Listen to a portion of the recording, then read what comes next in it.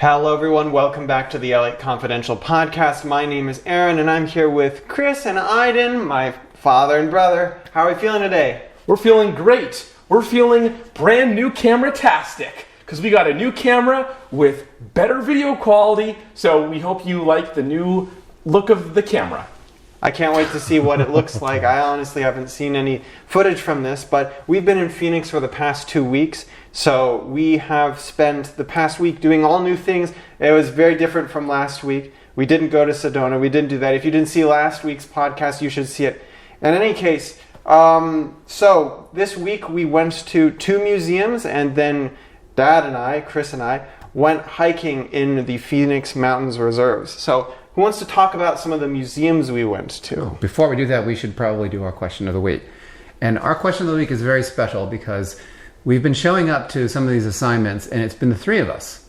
The boys both with cameras and then me recording. And sometimes people get a little taken aback by that because they think, well, a journalist is going to show up and it's just going to be the journalist and maybe a photographer. So our question of the week was, what is the largest group that you have ever traveled with? And bonus question, at what point did the group get so big that it became unwieldy? Or at what point did your group become intimidating to others around you? Yes. Because 3 6-feet-tall men wearing black, and you don't see it right now, but we always have sunglasses on, yes, exactly, with cameras and like a notebook and recording everyone around them. Yeah. We look intimidating, and there's been a lot of people that we've went up to and interviewed and talked about a location, and the whole time they're like sweating and looking, giving us the side eye. They feel like are they going to jump me? 60 minutes or something like that. Yeah. We've been in large groups before when we've taken cruises, like there was the coastal Japan cruise that we took with National Geographic and Lindblad, where it was just, there was a huge group that piled into a bus and it kind of got very unwieldy. So I'd love to hear from you. Maybe you've traveled with just your family, or maybe you've been on a larger trip and with like a cruise or something like that, or a tour. Tell us about it, and also tell us how maybe you dealt with the group dynamics. We've been having some really interesting group dynamics here, and also with some of the places that we're visiting, and I'm sure it will all come out in the rest of the podcast. So I'll tell you more about that later. I'll be honest, I think that traveling as a family probably is the best. Because when you're traveling in a huge bus of people, it's like you're on your own little island, and we've been on those bus tours before, and they are definitely an acquired taste, something that you want to be prepared for, which is why you're listening to this podcast. And also why we're talking about, which museum are we going to start with? Let's start with the Musical Instrument Museum. No one really realizes this outside of maybe Phoenix or Arizona, which is that Phoenix has a lot of really great museums. So we went to one museum that is our absolute favorite museum, one of our favorite museums in the world, if not our favorite, the Musical Instrument Museum. Yeah, the Musical Instrument Museum is basically the only musical instrument museum in the world that tries to cover all music from all parts of the world. It's a global phenomenon, and you go in there and you really feel it because the entire building is basically dedicated for specific regions and musical styles, and they have important musical instruments, of course, accompanying all of these different musics, all of these different cultures. What did you guys think of it? Oh, it was great. It was phenomenal. I love going there. I could have just stayed there all day. We only had about 2 hours. Iden, what did you think? Oh, well, when we first looked through there, we were trying to find an angle for sustainability, and I thought, a musical instrument museum. They cut down trees for this or something. You're supposed to conserve the environment or something. I don't know. Actually, I heard that cutting down trees was good for the environment. That's besides the point. Really? But we looked through, we're like, what are we going to do? The only sustainability aspect is they keep the instruments from degrading or something. But no, they have trash can basses, they have trash can violins, they have all these instruments made out of trash cans. Recycled. All the recycled instruments. There were a couple of areas there that were totally separate because they have all the exhibits based on areas of the world. Totally separate areas of the museum that covered recycled instruments from poorer countries, and, particularly in Latin America. Here's a photo of one of the kind of setups that they had where there were, it was these this town in Central America that was built on a landfill, and they were using various things that they found in the landfill to create instruments. And some of these instruments are really intricate. Like they made a saxophone that looked like a themed saxophone, almost like a regular saxophone that you just maybe painted to look like trash. Because it really, you can tell that it was very well handcrafted. From a distance, it doesn't look like trash. They have an orchestra, and they actually tour. So in the basement of the Musical Instrument Museum, though, there was this thing called the Apollonia.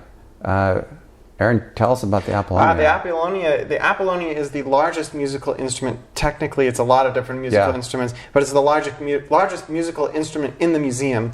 It's actually one of these machines that people use to basically emulate what would be an orchestra. Yeah, it's a portable orchestra. Yeah. And it toured around Belgium and the Netherlands. So very interesting. There's a lot, the very smallest to the very largest, and all sorts of history found in that museum. And I think that our favorite part was definitely the experience room, where they have a bunch of different musical instruments from around the world that you can actually play yourself. Yeah, here's Iden on the guitar. He's how'd that go, Iden? I know you don't really not play. Very well, because I have a camera around my neck and I couldn't get my hands on the strings.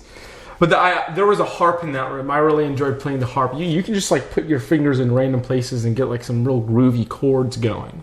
And the lady there that was talking to people in the area where you play your own instruments, she was very supportive. I was like just playing random chords on this harp, and she was like gassing me up, and I was like, oh man, maybe I should learn to play the harp. She's like, you go, learn to play the harp. I was like, thanks. This is so heartwarming. The most impressive part of this exhibit to me was this bass we're looking at here. It's an octabass. It's an octabass. You have to stand. You can see right there. There's a little step that you stand up on and you play it. The lowest note is so low it cannot be heard by a human. So I guess they got some. It can be heard in a room. You have to go into the other room. Yeah, the other room. But if you're up close to it, I guess they got some dogs to listen to it. I don't know. Yeah. But you were talking about sustainability. We asked about sustainability because that's one of my beats.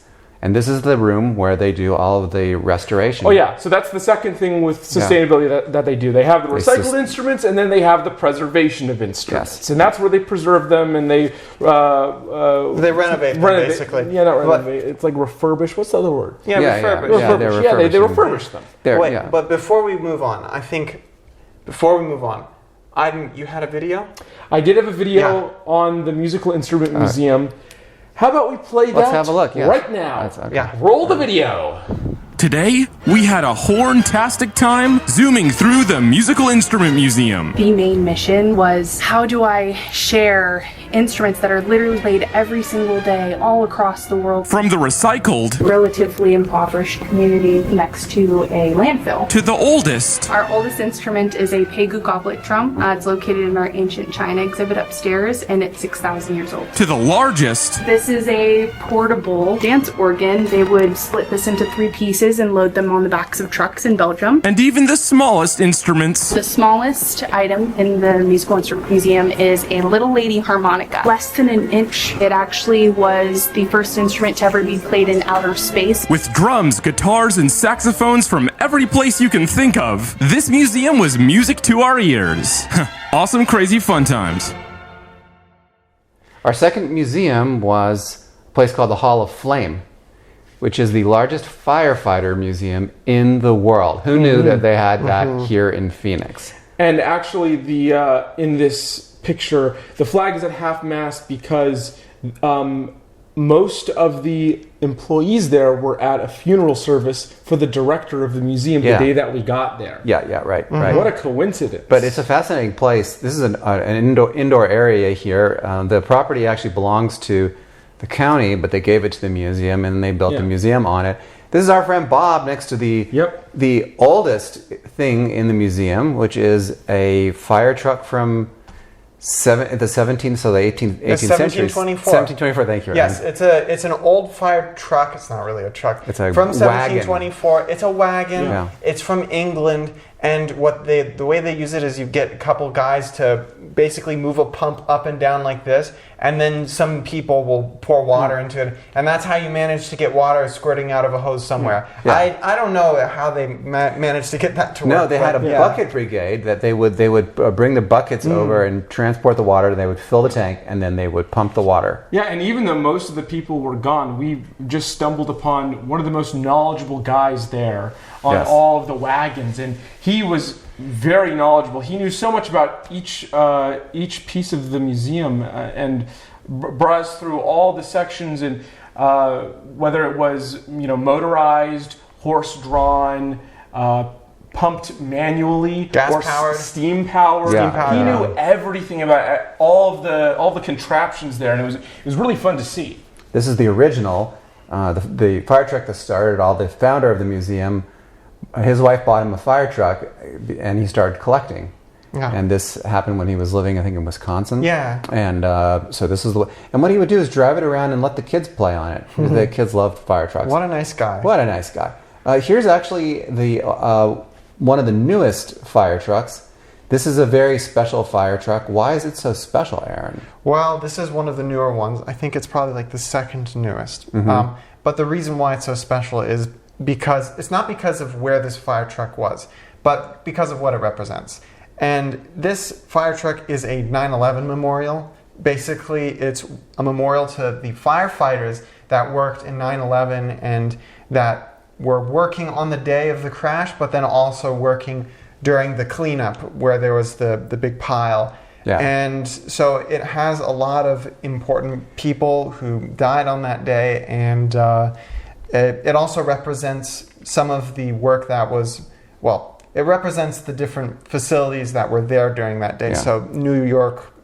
There are names on the side of the truck, and everyone who was working on 9/11 in this fire truck did not make it, unfortunately. Yeah.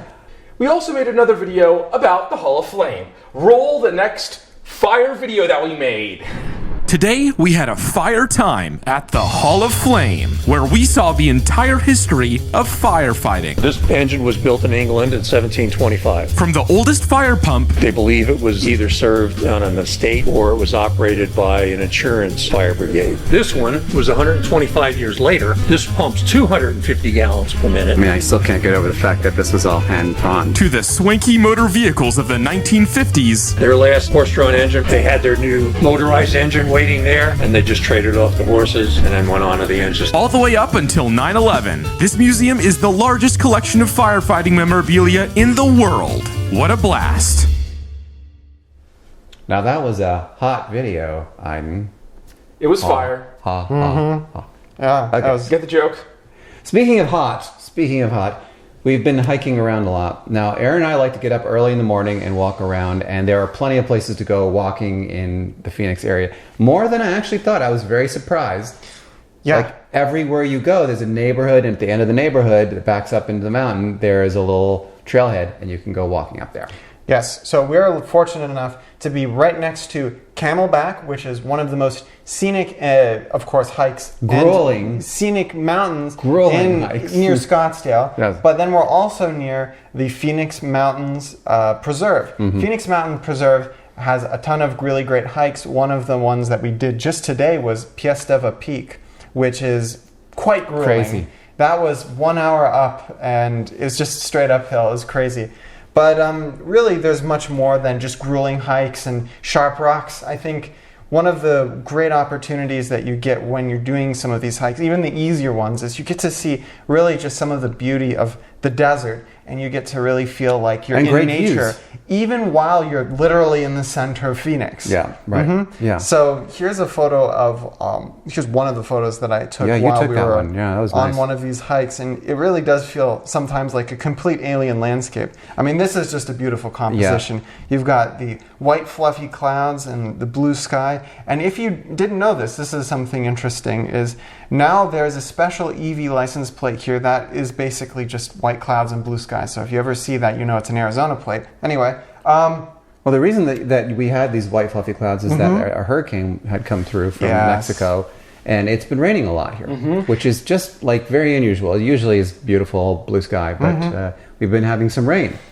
So we're getting some pictures that you normally wouldn't see. Here's a nice shot that I got of a cactus with some birds that are living on it, and you see some things that you normally only see during the spring. Such beautiful nature. Yes, it is. Here's a nice cactus. Cute little chipmunk. Yes. Oh, so cute. That chipmunk really got friendly with us. It was trying to climb up the side of my legs. It thought I had food.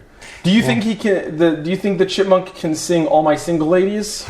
Not this one. This is not a sanctioned Disney chipmunk, unfortunately. No, my name is Aaron, not Alvin. Sorry. Yes. No, I'm talking. I was hoping his name was Alvin, actually. Never mind. We climbed up the hill. This is on yesterday's hike. Yes. Where it almost was raining.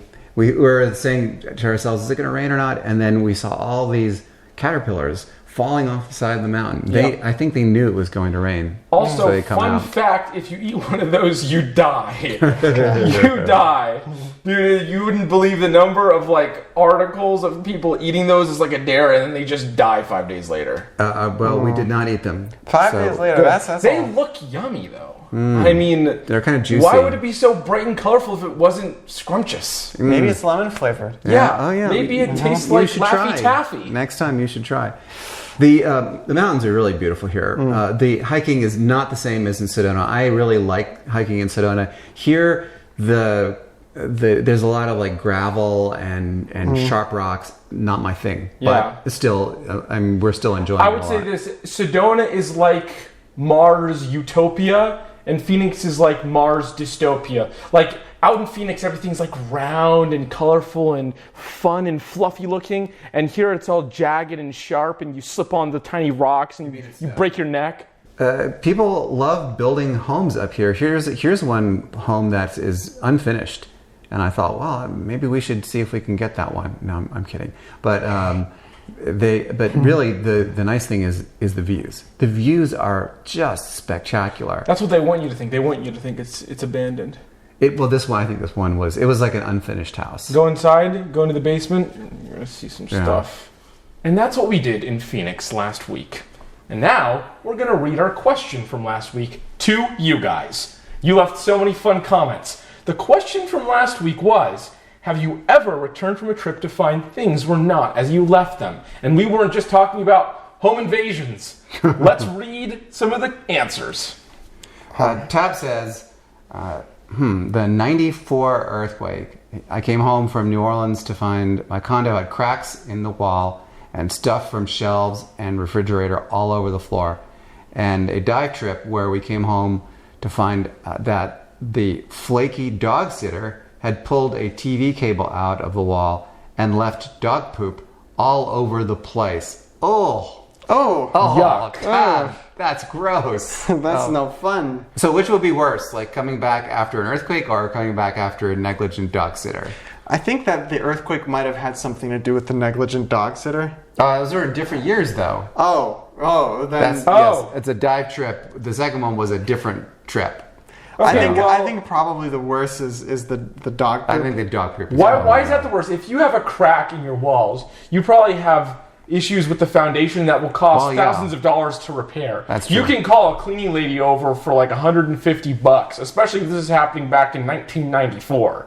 I would prefer the dog sitter that's flaky over the 94 earthquake. Maybe. They think the dog poop is worse than an earthquake? Well, no, it feels bad. You walk in, as a dog is pooping all An over the earthquake place. is way worse. Yeah, well, okay. What the heck? Okay, next question. All right. Leah says, whenever I come back from travel, it seems like Dallas has yet another level of interchanges, and yet another massive expanse of never-ending construction. Oh, yeah, well, that's Dallas for you. Dallas is always under construction. Dallas is the definition of urban sprawl.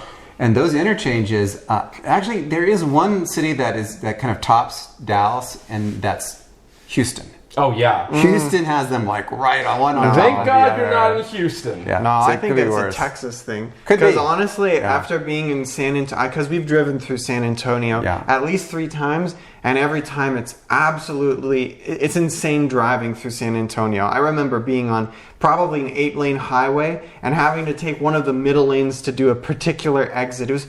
I don't know who's designing Texas. Where are their brains? Where did they go? That's a topic for another time, I'm sure. All right. Susan writes, one year I came home after my week at the beach to a completely rearranged living room. My next door neighbor, who always cat sat for me, had decided to play interior decorator and move my furniture and piano into completely different spots. Very disconcerting. It would have worked had my room been about 10 feet wider than it is. I lived with it for a while and then moved it all back. Well, I can tell you what. got a theme going here, definitely you know? wouldn't stand for someone trying to interior design your place. Although I have been guilty of that. Anytime I go into an Airbnb and they like put things in the wrong place, I don't know. I'm going to move your furniture. That could be disconcerting, but they might just be into feng shui. It's Pet Sitters Gone Wild. Because you have Tab, and then now we have Susan with her decorations and rearranging. Joy says, I don't know that the places have changed as much as I've changed by being away. Returning always depresses me because I feel the social negatives so acutely. By the way, welcome back to Phoenix. Good to have you here for a bit. Well, thanks, Joyce. We're happy to be here for you, Joyce. Phoenix has been great. And this is our last podcast from the United States. We will be in a new country during our next podcast. Iden, you are off to a conference, so we're gonna be missing a week. TwitchCon. Yeah, you're gonna become a live streamer. Live Twitch streamer. A live Twitch streamer. We'll do this. We'll start doing this podcast live. Oh yeah. Yeah, we should. We'll just have a big button in the middle for when we have to censor each other. And then it'll just go beep. It'll mute us, and we'll go. You would be surprised at how often we have to edit this podcast. Yeah. Let's just go. Beep. Yeah. Actually, we've really enjoyed being back in the States. I mean, there have been positives and negatives that there always is, but I thought that it was going to be a much more jarring experience being here. How about you guys? I mean, it's not jarring at all. Because I actually missed the style of service that you get in the U.S. Oh, yeah, and I had a couple of bad experiences when I first came back here, way back when we were in Japan in 2023. But I realized that I was just in a really bad city. What Houston. I like Houston. I'm not a big fan of Houston. I like Houston. Anyway, but when we came back here, here in Arizona, the service is great. And, we used to travel around the U.S. all the time. We know a lot of the places where the service is good. And I should have known. When I came back that the service in Houston was going to be bad because it was just as bad the last time we were there. So coming back to a place that we lived before, back to a place where we know the service is good, the people are friendly, people are really nice here in Arizona. That dampened it a lot. And when we came here, it was not jarring at all. It was actually very pleasant, and it was just like we remembered it last time we lived in Arizona. So, W Arizona, W guys, W Arizona. That means win. I'm doing the Twitch terminology. I'm going to TwitchCon. Got to remember, guys. In Twitch terminology, W means win. It means awesome. So that's for the audience to know. Good to know. Yeah. All right. Anyway, Aaron, you have anything to add to that? No, I think it's great to have a fresh perspective on life in the United States. I think that growing up and then also experiencing all these new things and different ways of life, it makes you appreciate what you have here. And I think that, being here, it's like fitting into an old glove. But honestly, I like it a lot, and I just think it's beyond comparison. Unless you have a really good idea, it's very easy to take for granted what you have here. Yep, and if it don't fit, you have to acquit. I really like driving here. I hate to say that. Driving in other countries just drives me crazy, literally. Yeah. But here, the roads are nice and wide, and people are relatively nice compared to Yeah. other places. I mean, Australia, we would get run off the road. But there are places where the drivers are friendly, like Japan and Norway. They tend to be friendly. And also, I'll backtrack a little bit because there were parts of Houston where they were very nice. Remember the Jewish deli that we went to? Yes. That place, that guy was so nice. Well, you remember one of the nicest guys we ever. Yeah, Woodlands. Those areas are really nice. there, I was just in the areas where everyone had an attitude problem. Yeah. It was horrible. I really have enjoyed being back here, and but I'm also looking forward to going on, just exploring some more. We have a lot of places to see that we haven't been to yet, and so we're really looking forward to showing those to you. So in the meantime, and the next podcast will also have food for you. So stay tuned for that. In the meantime, in the meantime, don't forget our question of the week, which is... Our question of the week was, tell us about your experience traveling in groups. Largest groups, smallest groups. Well, smallest groups, you've already done traveling and alone probably. Most unwieldy groups too, like big bus groups, things like that. Anyway, we'll see you next time. Let us know. We can't wait to see you next podcast, which is in some undetermined amount of time. Undisclosed location. We'll see you there. Bye. Ciao. Bye-bye.